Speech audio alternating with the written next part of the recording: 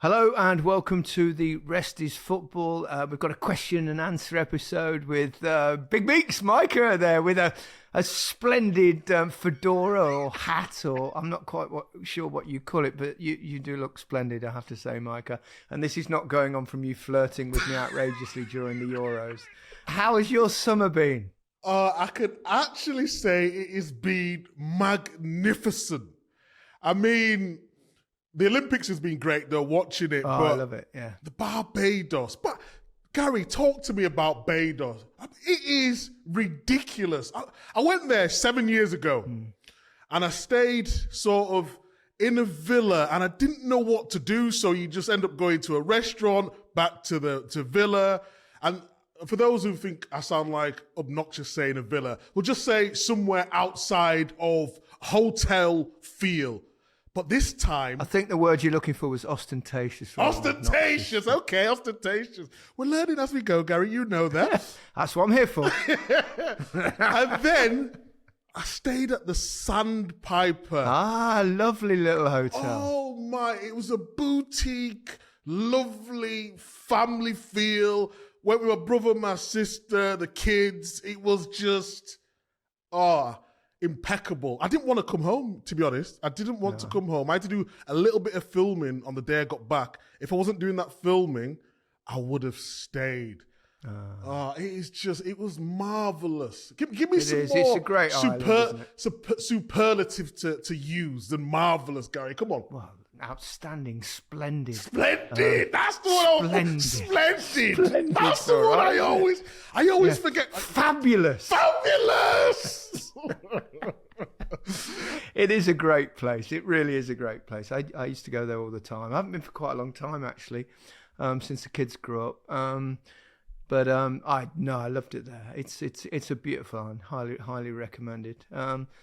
Meanwhile, I've been here holding the fort, churning out the odd podcast and show so that we can keep our very happy listeners and viewers in a good place. How have you been, though? It's okay. I don't mind doing the hard yards, Michael. You're the leader, aren't you? On the beach. You're the leader. You're the presenter. You're the El Capitan, as we call it. I know. So, you know. I've watched a lot of Olympics. It's brilliant. I love the Olympics. And although the last few days I've been through it a bit, I had to have 2 teeth removed, so I'm a bit puffy on the right hand side of my mouth. But it has gone down quite a lot today. So I had the 2 teeth out on Monday. It was horrible. It's not nice. What was that for? Was they? I had this like double crown. It's a long story. I won't bore you with it too much. But it was a double crown, and just before the Euros, I started noticing it didn't feel right. So I saw the dentist. And they said the crown had slipped a bit, so therefore food was getting underneath and it had all infected. It's all downhill from here, guys. So they took the infection out then, and then I had the teeth removed, and I've got to have a couple of implants in a few months' time. So, well, apart from that, you fighting fit? You good? You feel strong? Apart from that, I'm all right. I'm doing well. I've missed you. You know that. I never thought I would say that. I've missed you. I'd sooner have hooked up now in Barbados. Would have perhaps been more fun. But never. Anyway, tell us about that hat. I think it looks. Oh, it's just a little. You know what's happened is I've gone on holiday. I've not seen my barber for 2 weeks. So. Oh my God! 2 weeks without a barber. It's the longest it's been all season. You know what I'm going to ask you to do now? Then take it. Just lift it up. Let me see how bad your hair is. It's all over the gap. Oh yes. I don't know. I quite like the kind of slightly rough look. No, it's not. Yeah. It's not the way it's supposed to be. I know that. Shall we get on with some questions? Yes. Hey, the season's coming up soon, isn't it? It's amazing how quick it comes round. It seems like 10 minutes since we did the final. It's just been obviously incredible. Like doing the Euros. I know I don't want to look back, but it's all happened so fast. Sport is massive in our lives, isn't it? Even we go from football to Olympics. Even I watch a little bit of golf as well. It's madness. Yeah. Before we come to the questions, what do you enjoy most about the Olympics? That's a great question because I watched a documentary on Netflix called, I forgot the name, Sprint or Run or something like that. I'll get the name after. What's it called? Sprint. It's called Sprint, according to Harry. Harry's so coming with it gives you an insight to obviously the athletes, world championships, and who was coming into form for the Olympics. So that was great watching it. The story of Simone Biles about her at the last Olympics, all what she went through, and then coming and winning a gold medal. And then you had Noah Lyles, who's a bit obnoxious, if I'm being totally honest. That's the right way. Yes, very cocky, very confident. But if you win, it's fine. Exactly. And that's what I loved about it. You had Keely Hodgkinson. Is that Hodgkinson? Hodgkinson, she's fantastic. There's so much pressure on her to basically to win it. And she was doing interviews before and the whole build up, so much pressure. She goes and knocks it out of the park. You had the girl who does the skateboarding, Sky, who dislocated her shoulder a couple of weeks ago. Bronze. And then gets a bronze. It's just been amazing to watch. But I think my favourite has always got to be the 100-metre dash. And this year, it didn't disappoint. It's everybody's favourite, really, isn't it? Do you know what? I was in the stadium in 2012 in London because I was presenting that night. And it's something to behold. And do you know what the most staggering thing about it is?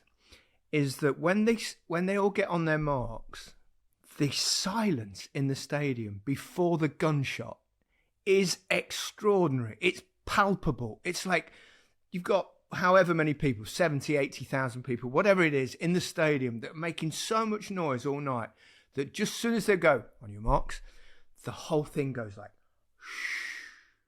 You don't hear a sound, and then the gun goes. And imagine, you spend pretty much your whole career for every 4 years. I know they do other events, but for these athletes, you've got to come good in under 10 seconds. It's mad. It's mad, isn't it? It really is. They're sort of waiting that 4 years. So, like if we have a bad game, 2 weeks later, 3 weeks later. 3 days later. You can rectify it, can't you? Yeah. Although you never did. Sorry, you walked into that one.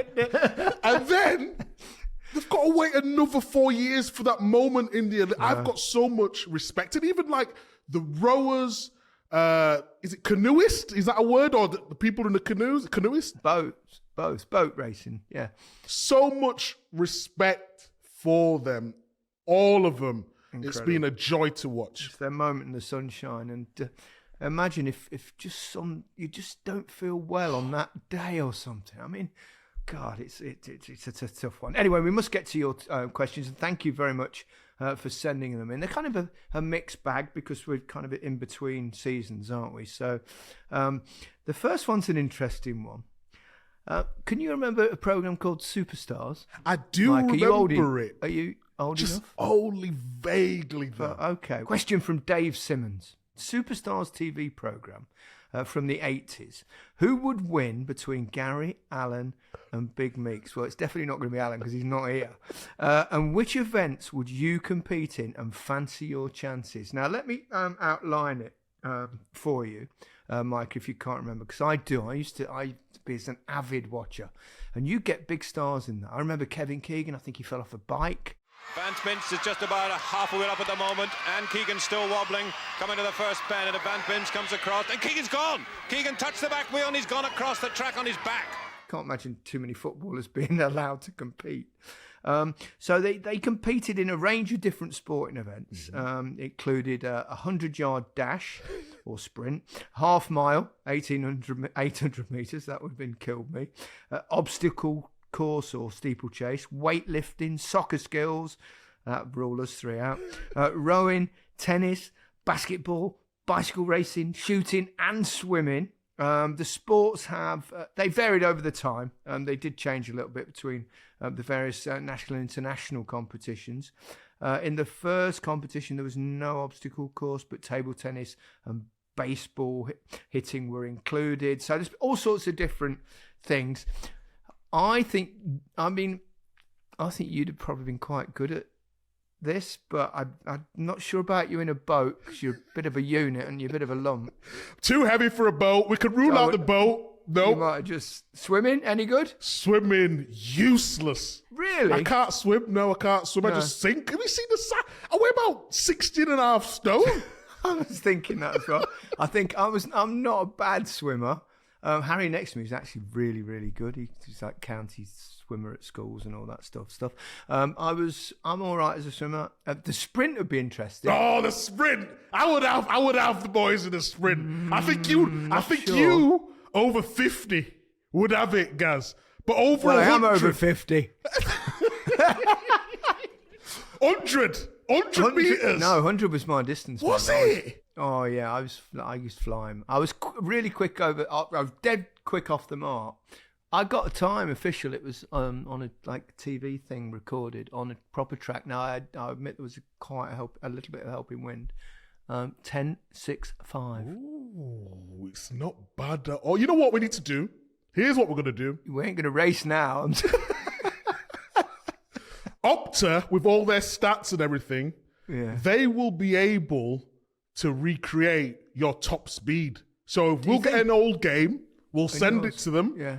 We'll send one of my games and one of ours games as well, and then they'll be able to calculate who was the fastest. What a good idea. Alan's not here to fight his corner, so we'll just dismiss him as a bronze medal position. Alan wasn't quick. He was just a brute, wasn't he? Brute force. No, he said he reckons he was quick. No, he was quick. He was quick. To be in his defence. Soccer skills, well. Oh my gosh, there's no chance. It depends what you have to do. Keepy uppies, we'd all be shit. I would. Oh. I went to Brazilian soccer schools as a kid, have you know? Ooh, I could do all the skills. Drag backs. In Brazil? No, not now. Not now. Not a chance. Drag backs. You can do a drag back. Drag back. Around the world. Cruyff. Step overs. Oh, well, you might take that one. There's a lot of these things. Do you know what I'm useless at? What? Which sounds really mad. Shooting. Oh, no, I'm very good at that. I did it I've only ever done it once. I did it a thing, not animals. I won't shoot animals. I just think that's like so weird. That clay pigeon things. Oh my God, I was so shit. And shooting was my thing I did for a living, obviously, for a long time. I was quite good at that kind of shooting. But I had problems with my specs, to be honest, because of varifocals. And, I was looking at the thing at the target and then look up and I couldn't see the damn thing. God. It wasn't easy. You'd be terrible. No. With your eyesight. I'm actually very good. There's a video on Man City's website of me and Jolien. Pull. That'll do you.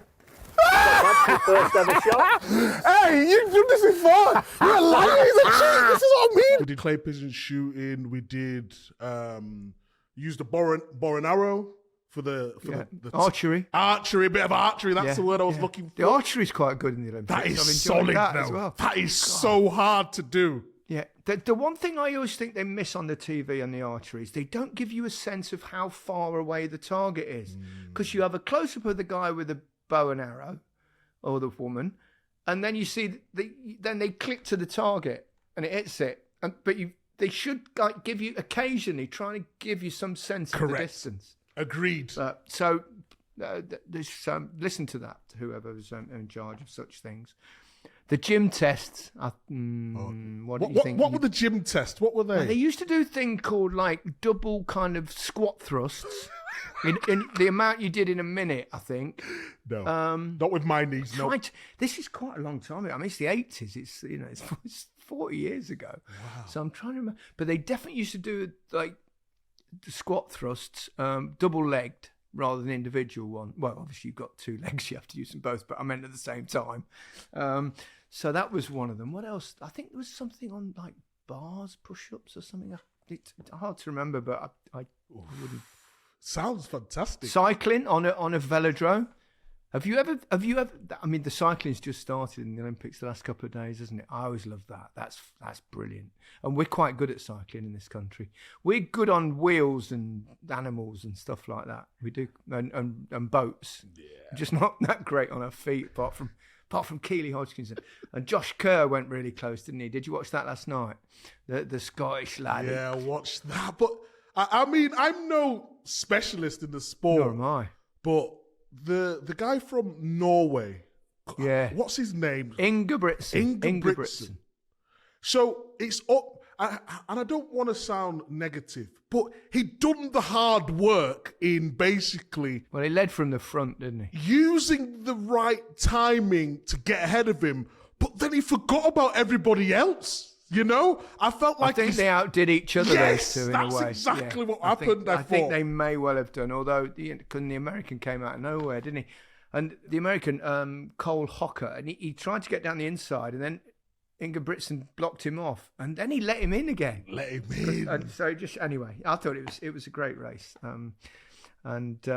But I don't know why I got to that. But the velodrome. Have you ever seen how steep those banks are at a velodrome? Have you ever been in one? Never. No. Well, honestly, you would think to yourself, "My God, the slope is so steep." But they're powerful. They're brilliant. I'm not sure. I don't know. It's not for me. Do you ride it? Not for you. Not for me. No. I don't think any of us have been any good at this. Have you seen a bear ride a bike before? Imagine me on a bike in there. Al's always on a bike though, isn't he? Yes, he Sure, is. That's for Al. He's a cyclist. He would probably have that one. Anyway, we're not going to do this as a challenge in anything because Al and myself are certainly way too old. Right, on to the next question. Dean McMackin. Do you think Glenn Hoddle was a little before his time as a manager? As a Swindon fan, I watched him applying all these tactics the top managers do now, but 30 years ago. Do you think in today's football he would be up there with the better managers? I've sat with Glenn many times. I've played with Glenn Hoddle. I've listened to Glenn Hoddle on football. He's an incredible mind for the game, tactical mind for the game. You've got to remember he's one of, I think, I've always thought that perhaps England's best two coaches lost their jobs for non-football reasons. Glenn obviously got muddled up in some strange things, and Terry Venables lost because he had issues with sugar and the thing with the financial side of things at Tottenham way back in the day. But Glenn was you wouldn't have played obviously for Glenn. You came after him. No, Micah. Joleon Lescott, I think, had him at Wolves, if that's correct, and he said he was the best, one of the best tacticians he's ever worked with. I think the only thing I would say, having watched the David Beckham documentary, in terms of the way, I don't say the way he treated Beckham, but publicising or talking about players in public, probably he wouldn't get away with doing that sort of thing now. Although Pep basically said Calvin Phillips was a little bit overweight or came back overweight. In Glenn's defence, I think in the moment he probably said it, because it wasn't a typical thing for someone like Glenn to do, would have a pop at players, but maybe in the moment of the emotion of getting knocked out, but it was the wrong thing. It was a mistake, and obviously the massive repercussions on David Beckham. But I've also sat next to him in a studio many times and watched football matches with him, and he's got an incredible football mind, Glenn. Some people just see it early, don't they? You know, when you're watching a game and obviously you're a striker, you're probably looking at more the movement and maybe the link-up. I'm looking at the defensive side of things. It was so good working with someone like Fabregas, who sort of links, defense and attack, and see the way their brains work. Similar to Thierry Henry as well, the way they watch it from a coach's point of view and straight away look at the shape and the tactics and what one team is trying to do, what other team's trying to do as well. But yeah, it's fascinating how people's football brains work in different ways. But by all accounts, Glenn was supposed to be the very best at tactics. No doubt about that. Let's move on. Dean Amy asks, a question for me actually, what was hosting an Olympic Games like and how did it differ from football presenting? Well, I was kind of drafted in to host the 2012 games, which was a huge honour to get kind of the main evening shift for that, and did 2 weeks. And it was both exhilarating and incredibly difficult. I tell you why, because at that stage, I think there were 26 sports. I think it's expanded a bit now.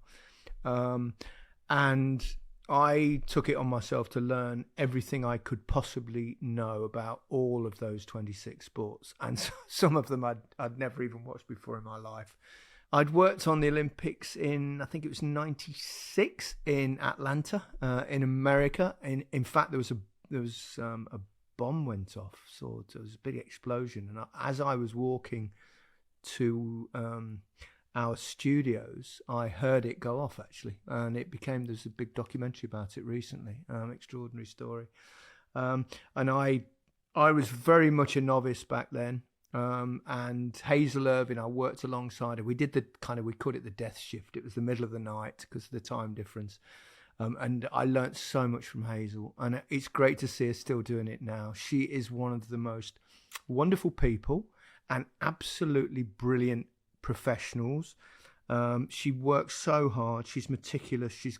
She studies, and I learnt so much from her attitude and how I approach things now. So big shout out to Hazel. I'm glad she's still doing it, and she's still just as brilliant. She's great, isn't she? So warm before you go on. She's so likable, and ultimately your personality will come across, and she's great. And then the next time I did it was 2012, and I'll tell you a couple of little things.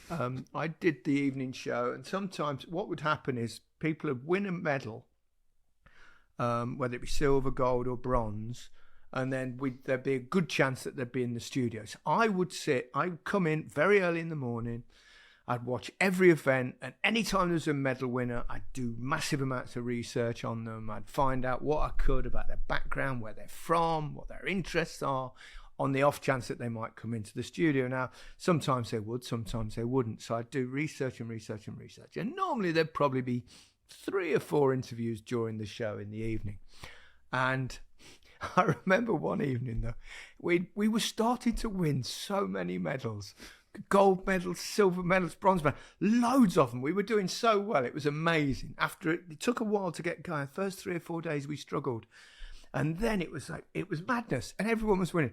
I remember sitting in the studio, because I was on my own, hosting on my own. And I was handing out to the swimming the first week mostly, where Claire would do it. And then Gabby would do the athletics. I'd hand to her. And then they keep coming back to me. And I'd have a guest with me. And I remember this one night, I had 9 separate lots of guests. Now, it might have been 1 individual, a pair, a 4, and I think there was even an 8. I think one of the rowing teams. And there's about the 7th guest, honestly, I swear this is true. I'm sitting there, and these 4 lads came in, and they sit next to me, and they said, right, we're coming to you in 30 seconds, Gary, we come to you now. And I've looked across and I've gone. And I remember Chris White was the floor manager. And I said, Chris. And he came over, and I hid my hand behind my hands. And I went, who the fuck are they? And it's about 10 seconds away from interviewing them. So,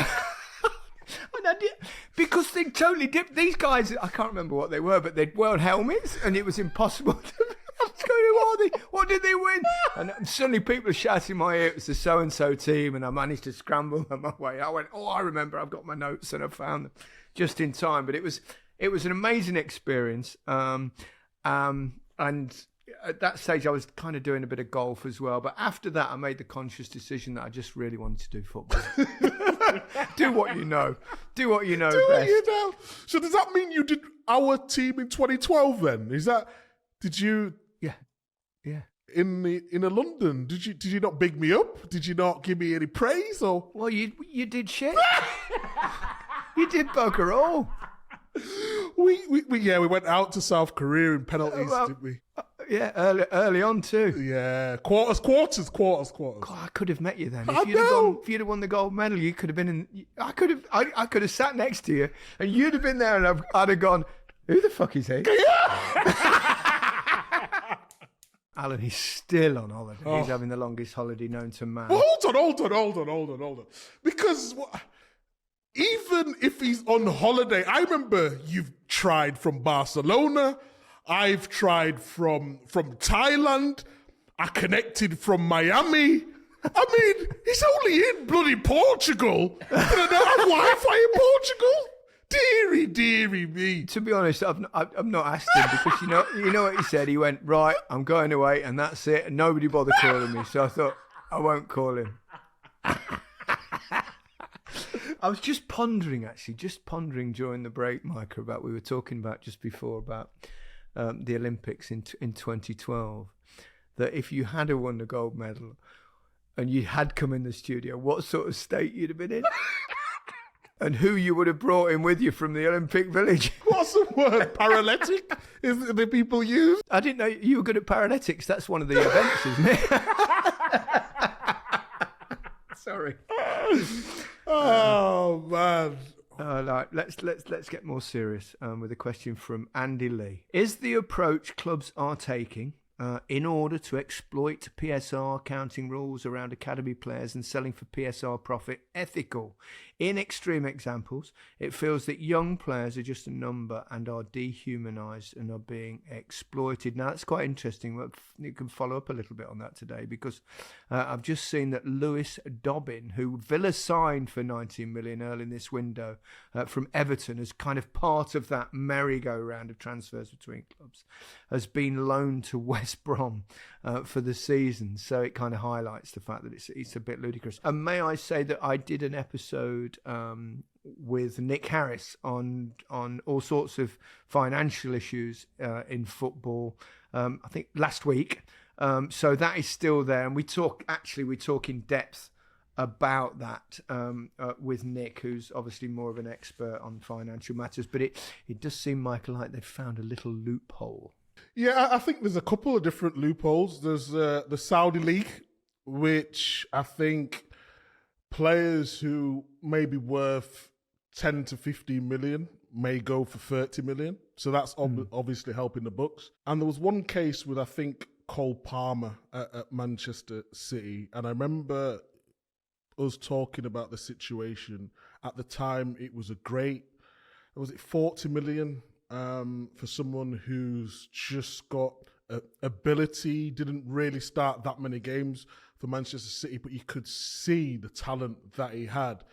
So on one side of the argument, we may have not seen the improvement in Cole Palmer if he hadn't went to Chelsea so soon. He might have just been a substitute for Man City coming in on last. I think that was a slightly different issue to the merry-go-round thing, isn't it? Because he basically wanted to play go because he wanted to play. Mm-hmm. Whereas I think on this merry-go-round things, it's more or less clubs saying to players, right, you go because you're a homegrown. Mm-hmm. It helps them in their kind of amortisation and the fact that it helps them against the PSR stuff. So, well, it counts for more, doesn't it? If you're homegrown, lad, yeah. If you're homegrown, it counts for more on the books. So, I don't particularly like it, if I'm being totally honest. I think it's just another way. But again, until the rules are changed, and we talked about this in one of our pods earlier on in the season, the amount you can lose needs to be up. And it's just shown that because, again, it's just become a little bit of a farce, isn't it? Nick Harris actually talks about that in what I said last week and what he thinks the changes might be. And it might be he thinks it'll end up as being some kind of salary cap. Yes. Of the whole club. But I thoroughly recommend people to listen to that if you any interest in the financial, all sorts of issues that are going on at present. Alex Smith, are there any footballers who you all felt could have done more with their career, but ultimately their mindset let them down? Gareth Bale, for example, fantastic player, but his mindset during the latter stages of his career stopped him from being in the same class as Messi or CR7. May I say, for a start, Gareth Bale is an awful example because there is a player that played at the absolute top, won loads of Champions Leagues, was an incredible footballer. I'm sure he won 5 Champions Leagues. But at the same time, even if he hadn't played the odd game of golf, he wouldn't have been in the same class as Messi or Cristiano, particularly Messi, obviously. So that's probably the wrong example, Alex. But of course, there are loads of players, aren't there, that don't have because the mindset's so important. Yeah, but to give a little bit of insight, it all depends on who your manager is, who the owners are, what period the club are in terms of, are they in a transition period? Have players got enough time to develop at that club, or is it needed now? I'm a perfect example of if my mindset would have been better, I could have won a lot more, but I went from basically being one of the star players in the team to Man City being taken over, and they're looking for I'm not just fighting against potentially some of the best players within the league. I'm fighting against the best players within the world overnight, you know? And if you're not on it, you will get replaced. It's as simple as that. I think Balotelli's another case of, he was such a good player tactically, technically. He was so gifted. He could shoot the ball. He knew where to get in little pockets to get his shot off. Brilliant. But he was on a lot of money, young, and a manager who sometimes let him get away with stuff that he shouldn't have. And in the end, it just didn't work for him. He went to AC Milan, scored loads of goals. He thought his career was back on track. But then if you're not willing to put in, I'm not saying just the work, because footballers always work, but if you're not willing to do extra, because people are always putting in extra work, and the extra work, the extra 1 or 2% sometimes can be different. A case in point is James Milner. Yes. When he was at Leeds, he come through 15, 16. We didn't sort of know what his position was. He was sort of right wing, left wing, centre mid. And then I remember him going to Newcastle. I played against James Milner, and he played left wing against me. And I thought, oh, what is all this hype about? He was trying to do step overs. I was barging him off the ball. 3 years later, I played against him. He went to Aston Villa. He came to Manchester City, and everything that he was not good at, he was then great at. He could do absolutely everything, and that was because of his ability to start with, but his work rate, desire to get better. And sometimes as footballers, just rest on our laurels a little bit. And if you've not got the right coaches, managers, even just like, I'd say friends and family around you, then you can easily derail all that you've worked for in such a short space of time. But there's been loads of players I've played with who have done the same. It's hard if you're not mentally right as well. Some people talk about the mental side. It's not just like how good you were as a player. It's all about the mental side. Are you mentally ready to go in training every day and be the best version of yourself? And unfortunately, too many of us wasn't, because we thought our ability would just get us through. Absolutely. Question from Rin Moy Roy. Your thoughts on Conor Gallagher signing for Atletico Madrid? How much will it impact for Chelsea when the new coach recently came and he's having a disastrous pre-season? Well, pre-seasons don't really count for anything, but they are struggling a little bit. Conor Gallagher, I think that's good for him. I think he'll learn a lot over there. Obviously, it did the world for Kieran Trippier at that particular club. Won the league over there, didn't he? Yeah. Great coach. I think Conor Gallagher, he's one of those honest game players, great presser, works, and over there he might well improve his technique as well. I just think it's a perfect I'm a bit sad to see him go, because again, another homegrown player sort of being edged out. I know Chelsea fans are not happy about it. A couple of my Chelsea mates have texted me saying it's an absolute disgrace. He's the only one who... It's good for his career, though, and good for his experience. It's amazing. And tactically, for him, going into Atletico Madrid's team where tactically they all know their jobs, I think it is a brilliant move for him, and I think it will really work out for him. Are your Chelsea mates worried about the pre-season results? There's been a couple of good hidings or not? I mean, we all know they don't really matter that much. I think they've been worried at the fact that if you watch a couple of the highlights of the other week against Manchester City, they were trying to play out from the back. That's his way. And conceding sloppy goals. So it's almost like when we talked about Company at Burnley last season. They kept doing the same things and getting the same results. I think it was good to see Reece James back. I think they've got something to build on. Tosin's got into the squad as well. He still needs to adjust. But I think in terms of what they're trying to do and how they've been previously, they're sort of stuck in between at this moment in time. But it's only pre-season. He has one way of playing, Maresca. We saw it at Leicester. And exactly. It will be very much whether they've got the players that can cope with playing out from the back all the time. But he has to try something. Of course. Chelsea are known for being, under Mourinho, a different way of playing. But this is a manager's style. This is what he's trying to implement. And pre-season is the best place to showcase that. That takes me on actually a question from D. Curran. Teams are starting to wrap up their pre-season friendlies or tours. Have either of you had a memorable friendly or tour, whether it's for good reasons or bad?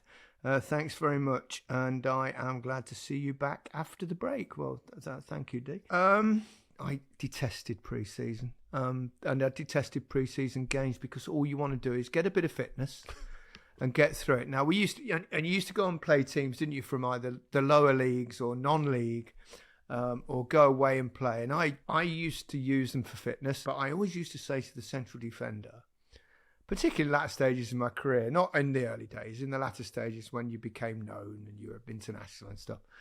And I'd go to them and say, listen, just do us a favour. Just take it easy. Don't kick me and I'll make you look good. I'll let you come in front of me. I'll let you win every header, although they would have done anyway. I said, I'll do that. But honestly, I just want to get a bit of fitness and I'll make... Now, some of them bought it and I'd do it and I'd let them and I'd just run around, make my spins and stuff, but I wouldn't, take it easy. But then others, they couldn't help themselves. They want to whack you, don't they? Want to give you a good kicking. And if they did that, then I'd have to up the game and try and make them look foolish. Pre-season used to piss me off so much. And you know why? It's because, who wants to be good at running? It's not the Olympics. It's not the 5,000 meters. Let's see what you're like when we get the balls out. Let's see what your first touch is like. People buzzing off coming first. By the first game of the season, or the second or the third anyway, you're fit enough to play the game. After the third or fourth game, you get your match fitness. So who cares about pre-season? People don't win anything in pre-season. It ain't the Olympics, is it, Micah? Exactly. They think it is, though. Some of them, those cross-country runs and it's exactly. And you know what it is? You remember the coaches and the managers, and they used to really have the favourites in pre. And I'm like, but you know full well when the season starts, he's not playing. So I don't know why you even bothered. You want to get your best players in great shape, not someone who's just there who's not going to play. It's just it was annoying. Here's an interesting question from Wild Thingy. Which of the... I wonder if that's his real Wild name. Thingy? Wild Thingy. What a great name that would be. Which of the 2024 England squad are most likely to be match of the day pundits in 10 years' time? And what is it that marks them out as potential media stars? Now, I would definitely suggest a player who didn't quite make the final squad, but did make the big squad, and that would be James Maddison. I think he talks as well about the game with an intelligence as any current player. There's my bid. Who's yours? I'd agree with that. It's really hard, really, because Kyle Walker's done bits and pieces, hasn't he? He's sat down with you. He did I think FA Cup game with you, Sheffield United game, didn't he? Yeah. I think I'm going to go Declan Rice. I think he always comes across very likable. I think he knows the game really well. I think he's hard-working. So, I would go with Declan Rice. I think further down the line, someone like Bukayo Saka as well. I think Saka's going to have too much money to even think about football. You got it, yeah, but it's not enough in life just to... you need to do something, don't you? Wouldn't you get bored? I mean... we love football, don't we? I mean, yeah, but so do these kids. Come on, they do. That's why we don't play football, do you? For them, you don't start by going, I'm playing football because you can earn loads. You play football because you love it, and then eventually it takes you to a point where you might or may not learn a lot of money. But the really, really great players continue to play for the love of it, because if you just start playing for the money, then you don't actually, I don't think, ever make it as a great player. But that's just a view. Here's a very interesting question here. It's a question about questions from Lord Jeff Lee. How do you three decide which questions to read on air? The ones with the least abuse. That is true. Who decides? The producers, the three of you? What's the process? And I love the pod. Well, thank you, Lord Jeff Lee. Well, first and foremost, I think Harry and John trawl through all the questions that we get and filter out the not very nice ones. But to be honest, most of them are great questions, and we'd love to answer more and be able to, but we can't do them all. And then obviously I get a big list of questions, and you get them, and Alan gets them whenever he's not on holiday, which is not that often. And we kind of go through them. And even now I'm kind of shuffling through different ones because I've got so many written down here, but I can't get through them all. And then obviously if you, Mike, have got a story about something, you'll go, ask me that question. Yeah. I don't think we should filter out the bad ones, though. I think we should get the bad ones in as well. We can't be told how great we are all the time. Obviously, they go with the interesting ones as well. I had someone DM me the other day.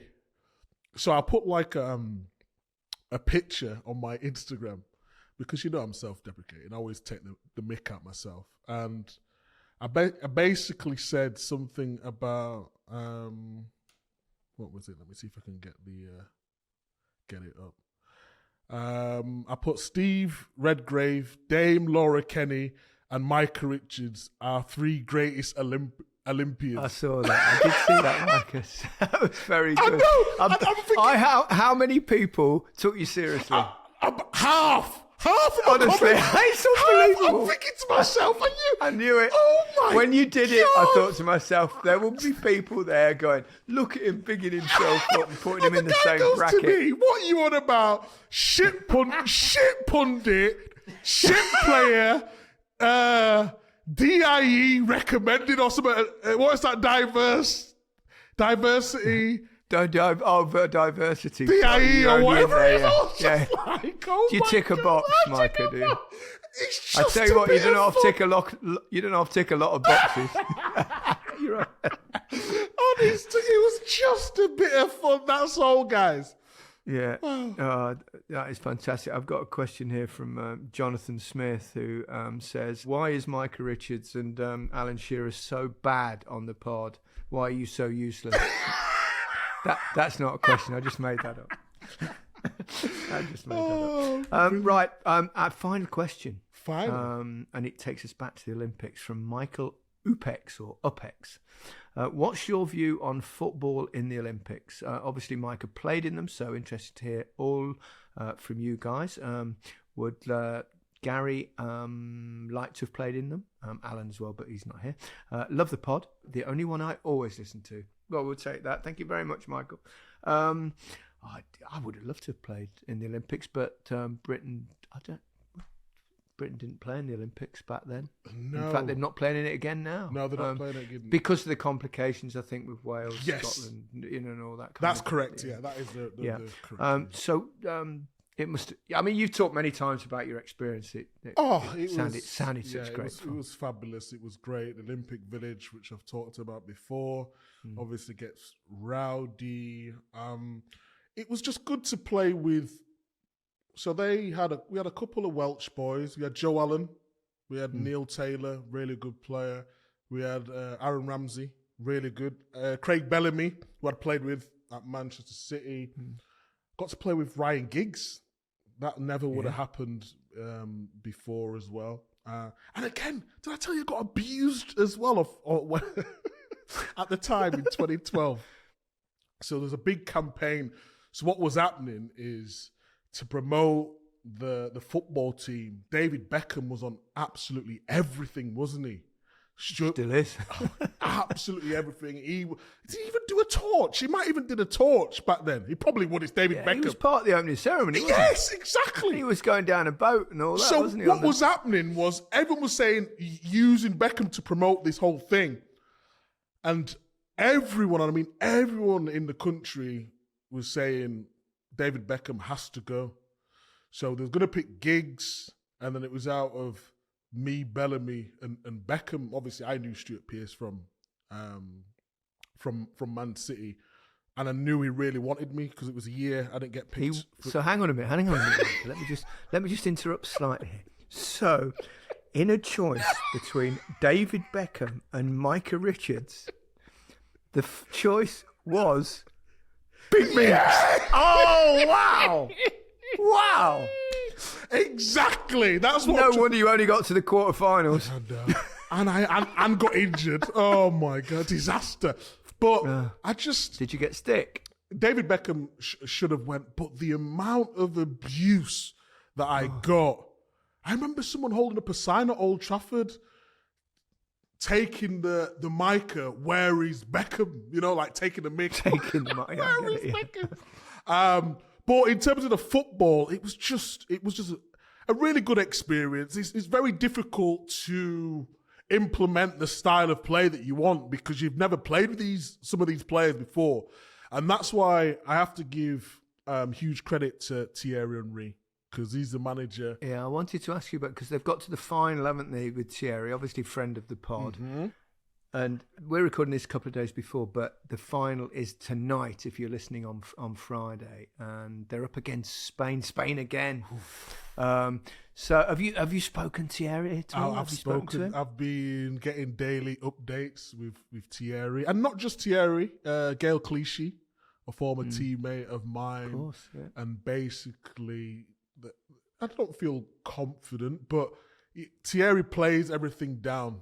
He doesn't like to overreact in any situation, but the fact that he's playing for a gold medal, it's just, I think that's what he wanted, that's what he needed. After his time at Monaco, with the changes that were happening there, the injuries that he had, he went to Montreal, he told us, and he was during lockdown. He left that because he wanted to see family, of course, but now he's got players who understand what he wants and are brave enough and football intelligent enough to make what he wants come to the fore.